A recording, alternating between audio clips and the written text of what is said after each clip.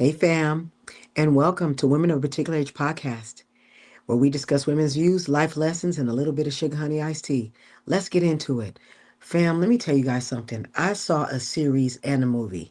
I know the series you all have already seen, and the movie you may not have, but we're going to discuss them both. So listen, before we get started, let's do it. Please like, share, and subscribe. JollyStudios@gmail.com, www.jollystudios.com.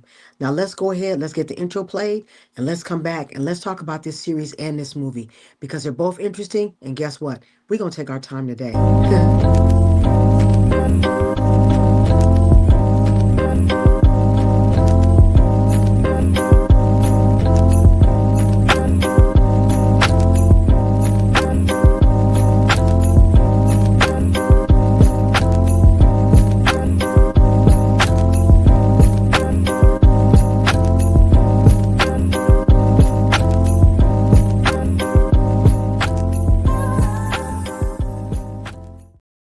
All right. So listen, let's get into it.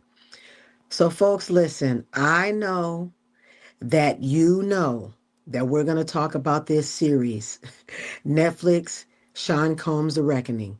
If you haven't seen it, that means you've been under a rock somewhere. And if you haven't seen it, click off of this, go watch it a couple of times and come back and let's talk about it in the comments.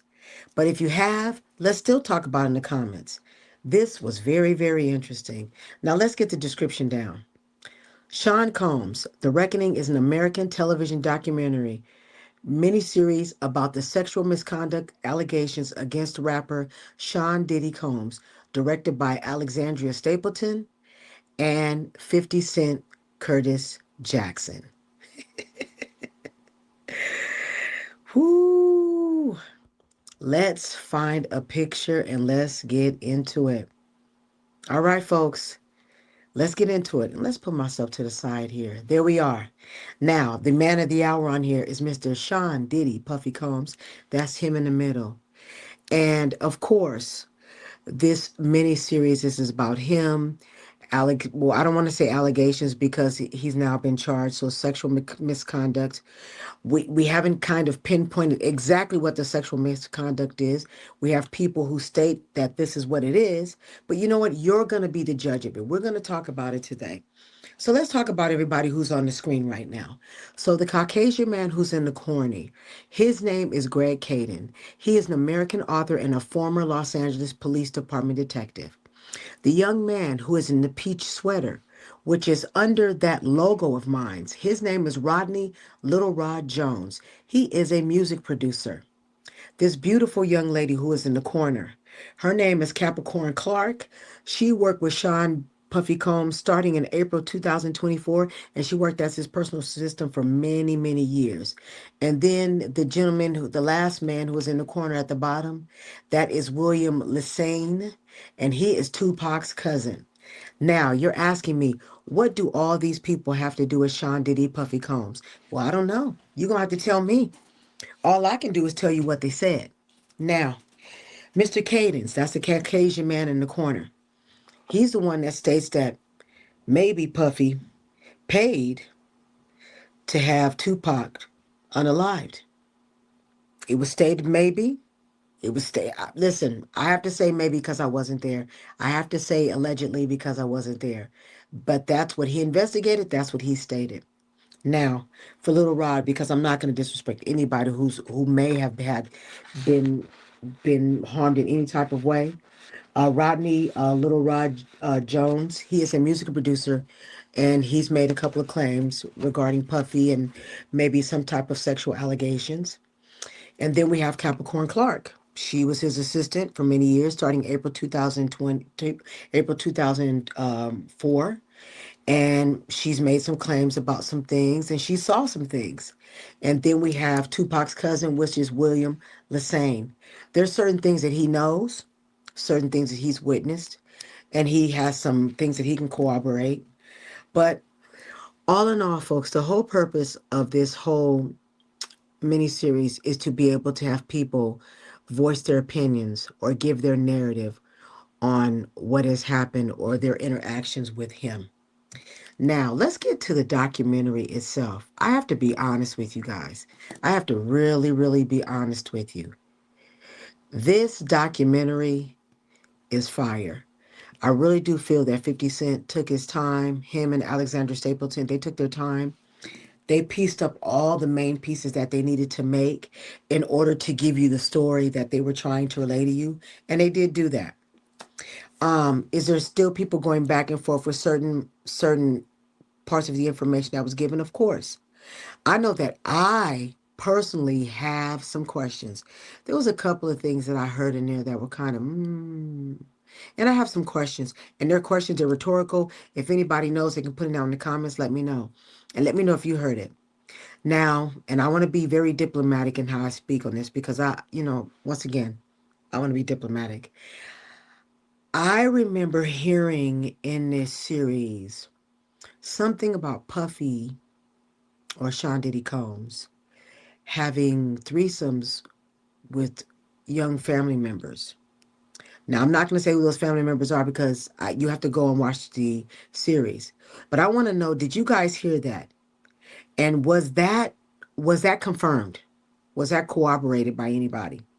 Because I was kind of like, ooh, taken back by that. Okay. So now that was one thing. Number two, when I heard that there was 77 civil cases that were filed, whoa. Just keep in mind, we've only heard only about the people who we've heard about in this series. Who are these other 77 people? That's deep. And then this is my last question. And once again, this is rhetorical. If he had access to these people, what other people in the industry did he have access to? God forbid if he did this to other people and they can't even speak. Oof. So I'm going to tell you, if you haven't seen it, please go see it. It was really good. It was put together good. Once again, I have no dog in this fight. I'm just a person on the outside watching it and looking in, but I am going to tell you, it is a good watch. I've watched it a couple of times. I've heard a couple of things each time I've watched it, and I've heard that there's more information that's to come. Now, before we even finish with this, there's one more person we have to talk about in this documentary. We cannot leave out Kirk Burroughs in this documentary. Now, if you guys don't know who Kirk Burroughs is, he is the co-founder of Bad Boy Entertainment, meaning he is the one who helped Puffy start this. Now, I am going to tell you this. If you're having a hard time probably processing some of this other stuff that you've heard, from some of the people that I've heard on the internet who know Kirk Burroughs, you know, directly, and know this whole relationship between him and Diddy, they basically said he's a stand-up guy. So I guess if you're not gonna, if you're maybe gonna have reservations about what anybody else has said, then you might not have any reservations about him, because they do state he started with Puffy. He knows where all the bones are buried, and he actually has all the books to prove where the money went. So once again, if you have not seen this, please go see this. This really is a good series. It really was done well. All right. So let's get on to the next. Now, the movie that I saw that I thought was interesting was Tron Ares. Now, this movie is an hour and 59 minutes, and it is a rental. It's not on Netflix. It's not on Hulu or Disney. It is a rental, so you have to rent it. All right. Now, the description for this movie is this.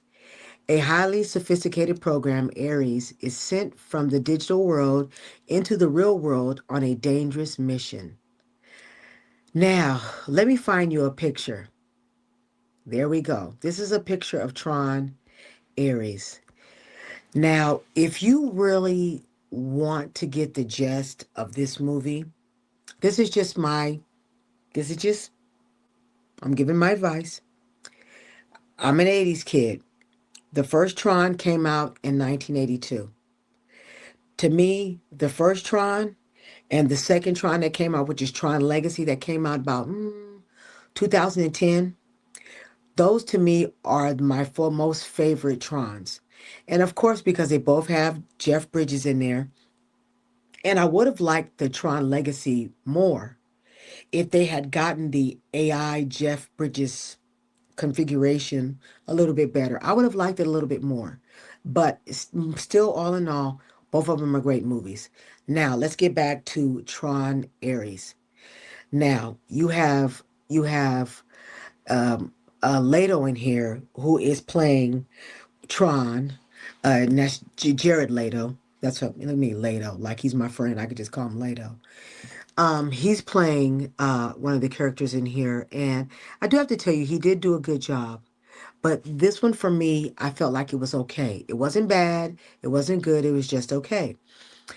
I felt like they took bits and pieces from each of the other movies and put them in this. I do like that the graphics, they did take some of the graphics from the old and put it in here. And that kind of played in very well with this. So I do love that. Now, is this a movie that I would see again? Yeah. Did I think it was okay? Yeah. But I am going to tell you, if you haven't seen any of the Tron movies, please go see Tron, the one that came out in 1982, and then go back and see Tron Legacy that came out in 2010. Then you'll have a more robust type of thought process when you see this movie versus those other ones. All right? Whew. Well, I see we got through it. Look at that. Look at that. We got through it, folks. Oh, so family, listen, I appreciate you coming on here and taking some time to spend some time with me. I know I haven't been on here regularly, but I will be back. It's just that I've been on Instagram, YouTube, and TikTok, and my numbers have been getting a little high over there, and I've been so creative over there that I've been neglecting my YouTube, and I got to stop. Because not only do I have this podcast, which is my regular podcast where I talk about movies and maybe some current events, but I do have my podcast where I talk about God, which that will be coming out sometime this week. So listen, before you leave, please like, share, and subscribe. JollyStudios@gmail.com, www.jollystudios.com. I appreciate you all. Thank you so much for joining me. And listen, I promise I'll be here bright and early next week. I love you. Peace.